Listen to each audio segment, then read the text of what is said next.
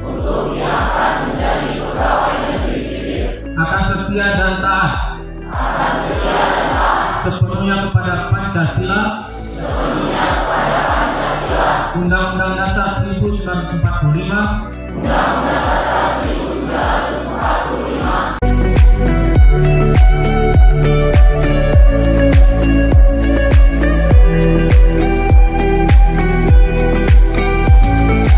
berakhlak dan akuni dari berorganisasi pelayanan, akuntabel, kompeten, harmonis, loyal, adaptif, dan kolaboratif.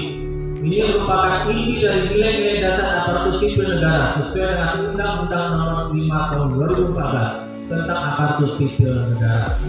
Sedangkan bangga lain bangsa adalah perwujudan dari employer branding ASN sebelumnya, yaitu melayani dengan sepenuh hati dan merupakan pemutakhiran dari employer branding sebelumnya.